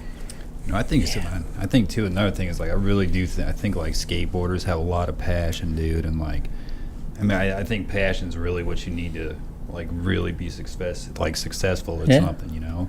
And like, I don't know what it is. Like, skateboarders are passionate, dude. They put a lot of time into skateboarding, and a lot of skateboarders, you know, carried that over into their work life, dude, and they use that in their work ethic, man. I mean, I think it really shows. Like, I mean, you can see it, dude, in a lot of skate. I mean, there's a couple that are, you know, still swagging out, but, you know, I mean, that's like a personal choice for sure. But they're what did you call it? Swagging out, man. But yo, man, what's still into it? He's swagging out right now. But I mean, a lot of these guys got later. You know, things. You are? Yeah. It's I'm sorry, Neil. A lot of these guys got, you know, they might be swagging out, but they also got things that they're doing on the side, dude, that, you know, that they're good at, dude, and, you know, they're passionate about it. You know what I think? What separates skateboarding and skateboarders from everybody else? So, like, you're saying, like, how when back in the day when we were talking about, like, I remember you were the first person that ever told me about this westernized way of thinking, that you have to follow the structure and you don't take risk because it's too much. You want something that's, you know, for real, right here, right now, you know? Skateboarding is not linear. There's no A, there's no B, there's no finish line. You can't fucking beat it. So it's more about you than it is about any of the things going on around you, you know? So it's like you really develop this, like, sense of self as a skateboarder because you're trying to become your own man, you know. And it's like I feel like most skateboarders just have it figured out because of skateboarding, you know. Like they've got something else that, like how you're saying, like you try and you analyze it and you become very analytical with everything in your life because you have to know and break it down to its simplest form. But you can't just like do a 3-flip. Yeah, you can't just like you have watch to try it a time, bunch, feel it out, get to this point. Okay, now I can get it around 360, but I don't get the flip part so much yet. Okay, I get it around now, but I can't get my foot on it. You know, you get to do it and feel it and make those mistakes time and time again. Yeah. So you know that you can get to the end result, and it's just that process going through that I think can be applied to anything. But I don't think that most people see that can be applied to anything. Yeah. And maybe that's just like a crazy way to think about things, but I think that you can think about things that way. Yeah, I mean, it's not, I wouldn't say it's crazy, but it's definitely like not a normal thing. I don't know why it's not normal. Like, because when you look at people that have accomplished great things, all they did was dive into a subject matter, whatever it may be. Maybe they had, like, you know, we talk about talent or a special gift or whatever, but at the same time, it's just really them revolving their entire being around that certain subject matter that made them a master of that craft. Yeah. You know? So I think there's just too many distractions that take people away from actually becoming a master in their craft or whatever they want to do. There's so many excuses to make nowadays, and there's so many things to tune into and to do outside of it. There's this interesting psychology professor who's like, he does like social psychology, and I was watching this thing yesterday about how there's two types of people in the world. People that no matter what happens, they always have this outward blame. Like, it's this thing is this reason why in the world, and then it's fucking That's what I mean. it's all these things, right? These excuses, right? And that's like a fundamental of that type of psychology when it comes to blame or it comes to like things happening in your life. And then there's another type of person there, and this guy says there's really only two types in his mind that he's like tried to study. And it's the person that asks, what happened? What can I do to change it? Can I make it better? You know, it's like they don't blame anyone. They try to figure out the situation. Well, that's like skateboarding. And what can you change. can't blame anybody else, you know? Yeah, so you can't blame anybody You else. have to but keep yourself. trying and tweak yourself. I've been guilty of it in my youth. I used to fucking blame like a rock or a fucking crack or the wind or whatever it was. You know, In your and youth, I'm pretty sure last summer you were blaming some shit at some spots. What spot were we at? I don't know. I'm just saying. I don't even know if we skated. We skated like twice. I'm just saying. I Maybe. just remember some excuses, but it's okay. It happens. No, We all do it. I get frustrated for sure. I know. Real frustrated. I broke a lot of boards. I used to punch things. I had anger issues. Tim will just dip out, disappear from a spot. So he doesn't even say goodbye. Well, the reason why I dip is because I'd rather leave than stay there and keep acting like an idiot. Like, you know, it's like having that realization, like, this is dumb. Like, why the fuck am I so angry? Like, I need to blaming right leave, now. you know? Huh? You're blaming right now. Yeah. Blaming myself. That's what I'm doing. I'm blaming myself. Yeah. Yeah. It's like, it's a bad habit. You know, I try to break it, but it's like, you just get so, you go to a spot 3 times and it just doesn't happen. You know, you get frustrated. It's like when you envision it, you know, like you're like, I know I can do this. It should be this way, but it's not doing the thing that I want it to do, you know, and you can't figure it out. It's the most. Sometimes it just doesn't work out, you know, and you learn from it. Be trying some fucked up hard tricks, Tim, and like Yeah. fucked up hard tricks that you're not supposed to land in like 5 tries, and just. But that's how critical fucking I am of myself. flipping out, dude. You know, Like, what sucks is when you do it first try, like easy, a day before, and then you go back and you try it somewhere at a street spot, and you're just like, it doesn't work. And you're like, this is the same thing that I did earlier. Like, and, dude, that's the thing. Like, I think actually, like, if I think about it, all the years of filming with you, like, I've never, like, if you don't land something like within like 10 tries, I'm like, oh fuck this shit, and you just say, oh dude, and now I think about it, dude, it's like I've never really like actually sat with you at a spot for like 3-4 hours just filming, dude. It's you've most of the time you've landed shit in like under 10 tries. well, it's the Either reason. that or you just it's fucking probably because try, like or I you're just won't. over and you come back and then you get it like out of nowhere, dude. It's because I analyze it too much. Like, I think too hard about it, you know? Like, fakie flip, tail slide, flip out, that was in the Evoke video. I had thought about doing that trick. That's 2 tricks that I can do already. I can do the fakie flip tail, and I can do the tail slide flip out, right? And I thought, well, why can't I do both of them at the same time? And I practiced it and, like, had them pretty good. I was at Birchwood, like, doing it, like, pretty good. And then I was like, let's go film it. I had to go back, like, 5 times to do it. And it's the most frustrating when you, like, know that you're physically capable of doing something and you've dialed it to a T, and then you get there and there's no It's not logical reason in my mind that I can explain why I couldn't do the trick, you know, like, and then that's where the blame comes in, where you're like, fucking god, you know, you start freaking out. And I had a pretty bad one trying that trick. Actually, I freaked the fuck out. I was there for at least an hour trying that trick, but I'm just critical, you know, because I know I can do like better.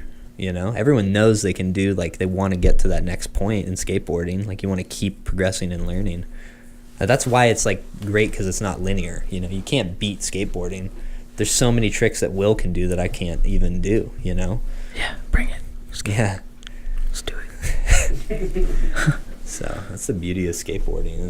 It's always different every time, you know? Find me in the flat ground. Yeah, Will used to fuck some shit up. For sure. Yeah, man. Well, when's that next video part dropping, Will? I don't know. We'll see what happens this summer, you know? Will's just going to pull a Guy Mariano. Just kill it. out of nowhere. It's gonna be like fully flared. You're not gonna see him for a couple of years, and then he's just gonna come out swinging like Babe Ruth for the fucking fences. I don't know. We'll see, man. I was skating down in Texas at my wedding. I got fucked up at the park. All they have down there is these like prefab parks. I saw, yeah, with these weird the angles picture of you and doing the trick on the It's weird, and it's metal, and it's like way too hot, so you fall on it, and it like burns your skin. That's and gnarly. The ground is even worse. It looks smooth. It's deceiving. You look at it and you're like, oh, this is epic. And you go skate on it, but it's like that micro texture cement that like might as well be like sandpaper, and it just grabs your wheels and it chews your board up every time you pop your board, you know? So you fuck up at all, and it's like powder. It's like got that finish on it. Yeah, you fall and your skin is just gone. It's all ripped off.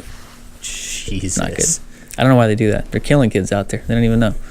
Dude, I like how Will just show up at the spot and do the unexpected like mystery trick, and like, I think I was like filming with like Ben or somebody and like Sea Ledge. Oh yeah, you're notorious for doing that. Like you showed up at Kincaid and you just did the nose slide nollie heel flip. Yeah, he wasn't even trying to like, film hey it. guys, I think I was just like caught him off guard and just like filmed it, and he just you were just landed trying like it. You did it like third you try, did it second or third try. That's how you got to do it, you know. And you're like, oh, I never done that. And It's he's just tight. like, And he just wasn't away. hyped on it, dude. I was like, what the fuck? Yeah. I was like, so. I didn't go there to do anything, but you know, Well, that shit was sick. Nose dude. Like, slides. I'm hyped on that trick. Man. Backside nose slides, those were like the go-to. That's the warm-up trick. So then, like learning flip tricks out of them was just. I think an you were the extension of reason that. why I learned half cab nose slides too. Those are fun Because man. you used to do them a shit ton and I couldn't do them. I was like, that Boom, trick is boom. tight. Still doesn't. It's like your go-to. I got as that you one. show up at the park, it's like half cap nose. It's a good warm-up. It never goes away. I get a lot You of don't get shit to try from too hard. Sasha for doing that trick. He said I can't do any more fakey backside variations of any kind for the rest of any video I ever do ever again. I'm not allowed, apparently. Yeah, no fakey half-cap crooks or anything. Dylan like had that. a good point though. Like we were at the park and you what did you say? You're like, why don't you do this trick anymore? And it's a good point. Like I should do other stuff. I don't know why. I get comfortable. You know, you get like comfortable in Dude, one because, area. Like, yeah, I remember like actually like editing your part for exposure, dude. Like there was like I think the half cap nose slide like 270, dude. Like literally you had like I think like 8 different line variations with half cap nose slide 270. And I was like, had Do to, a like, different trick. pick and choose. I was like, what the fuck? You know, like when you go to a spot and you think like certain tricks won't work on a certain ledge, you know, like because of angle or the way you have to hit it or the height or whatever. I think that trick is just the trick that I can do. No matter for some what. reason. No matter what it is, but it's like I can't backtail every ledge or do like, you know, a nose blunt on every single ledge. So it's like you got to figure out what works and what doesn't. It's like art when you watch some skate. Like there's a video part I watched recently where a dude did this line and it was like so quick-footed in the way he did the variation to front side and then did the trick and then did it back to the other stance and then like ended it with this trick, and it was like perfect fluidity in the way that he did it.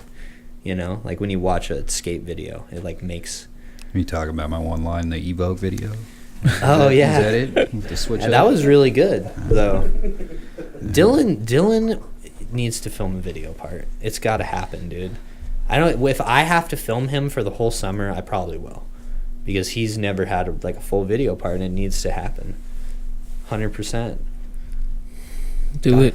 Gotta Get out there. let these busters know who fakey god is. Fakey flip tail. It's like go-to trick. Panda's over here. He's like, I'm fakey god. Fakey god. The fakey god. You know, Will sold me my first skateboard. Way back in the day. Man. He was around for a long time. You used to ride a skateboard there? Bro, man, back 180 pounds ago, bro. 180 pounds ago. I was tripping out on you the other day when you were talking to me about my shoes. Because in the back of my head, I was like, man, what the fuck is Panda talking about? Like, you know about skateboarding, dude? And like, Bro, I know. I was like, he probably just heard somebody talking about some shit. But hey, man, this is new news to me, dude. That's what's up, man. Bro, all I could ever do before Ollie's was boneless. That's it. Fucking boneless. I still can't do a boneless, so There you go, you man. got one on me. You gotta grab the board and put Yeah, the that's foot right. on the Start ground. skating again, That's all I gotta dude. do. I don't get it, dude. I don't know. I just keep. Put me at a power pour off the board, bro. We need that extra support. Pal Peralta. Hell yeah. Peralta. 9.0. Like, I got a steep cab board somewhere. yeah. Yeah. That's what's Better up. hang on to that shit. I'm not letting it go. Yeah. Man. So future plans, Will, anything else going on with you, dude? Just keep doing what I'm doing. I don't know. Just try to. I don't know, man. I don't know how to answer that. Life's a garden, man. You just gotta dig it, man. Well, you know what I'm saying? I started a new cannabis company called the Grass Frontier.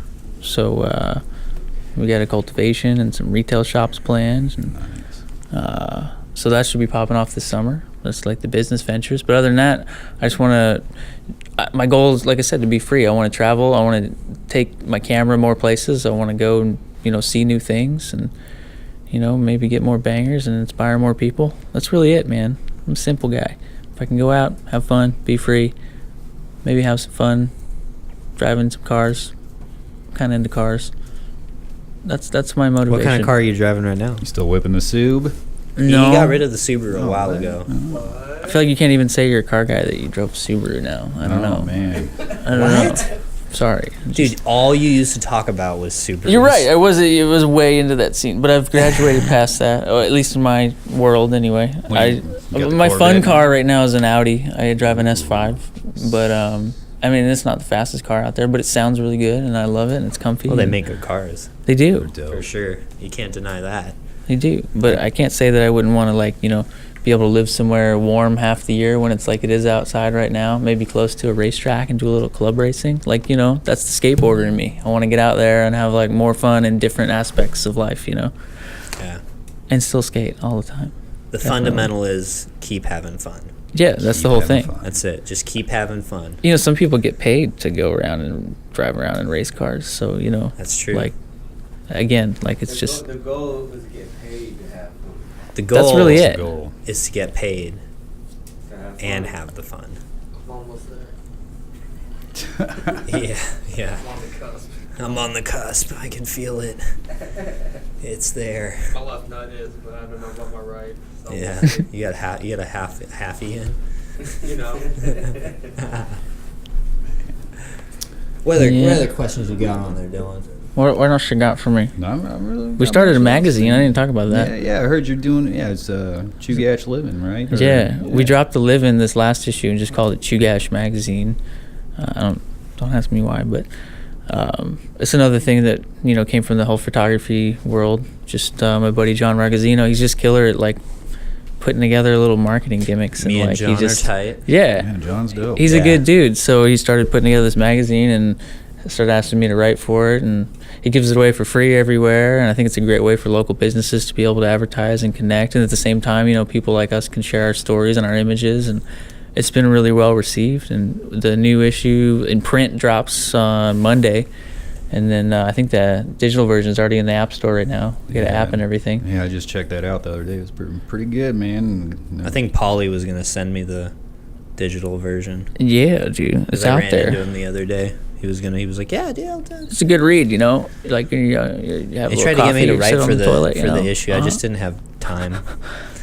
It's hard to find time, I don't know. I wanted to. I just couldn't do it. I do I don't write a lot, but I write about the images that I submit to the magazine, which there's a lot of backstory to a lot of those, and people seem to dig that kind of stuff. 'Cause I don't think people understand what it takes to go get some of those crazy images in the nighttime in the middle of winter. You got to get really out for there. sure. Like the shit Mikey and Javel do, like the chasing the northern lights and shit. Dude, you got to go out in the middle of the night. It's 3:30. Snowy. It's 3:30 a.m. and we're just really hoping these clouds go away, so we can get this shit. And they're just out there trying to get it. Yeah, just but see, waiting. that's their thing. That's their fucking video part ender. That's their frontside flip. Yeah. That's why they They'll do it. whatever it takes to make it happen. Yes. Yeah. I didn't really get that until I started getting out there doing it. And then you don't even understand till you take all the images home and you're on your computer and you're sitting there and you're getting stoned and you're looking through and you're like, oh my God, I did this. This is crazy. And then you get to I edit can't them. honestly say I've ever taken a photo, edited it ever in my life. I don't think a lot of people have, Yeah, I don't think I've ever. I mean, I've shot when we first got the camera. Mhm. We dink around and stuff. I didn't know how to use it for pictures. I edit my Instagram photos. You can do a lot with that. Yeah, Dylan's got that sepia undertone. He makes sure. No Some filter presets most saved. of the time, dude. No filter. You just edit them. You don't want to make it too Just complicated. hashtag no filter. I have filter not. the fuck out You of it. never pop up on my thing. So what are you posting? I haven't seen that Dylan posting forever. Yeah, the algorithm said no. You don't get to see anything that Dylan posts. Dude, I posted a Thug Life picture of my wife smoking a joint. Oh, I saw that. I do remember that. Pretty dope. Thug life. I don't remember that one. Kim was smoking a joint. Thug life. Oh my god. Dope. All right, man. Well, I guess it is getting late here, so we better wrap this thing up, man. But I don't know. It's been an honor having you here on the show, Will. It's always good catching up with you, dude. And I don't know, man. Just hope to see you out there doing your thing, man. Just keep doing it, dude. And let's get out there and skate this summer. Dude. I'm super down to be on the board, and I will keep getting after it and whatever interests me, man. I can guarantee you that. For sure. Thanks for doing this too. We need more stuff like this, you know. Yeah. I want to hear the different perspectives of different Alaskans. Well, we've got some more people lined up. I think we'll have some. Everybody's good got a guests coming up story here in for the future. sure. Yeah. They do. I haven't even scratched the surface. Bring me back. We can talk about anything. All right, we'll do it. You know. I was gonna ask you about ancient alien theory, but We can go I crazy decided- with all that. Nah, y'all need some weed and alcohol. That's right. All right, We'll we have can to do booze that. up. I don't want to get the Sign cease me and up. desist letter from Action Yeah. Bronson. Oh, you're loaded. You gotta bring a bottle and a pipe. Oh my goodness. All right, y'all. Thank you. Thank you. All right, guys. So that's it. First episode of Up North.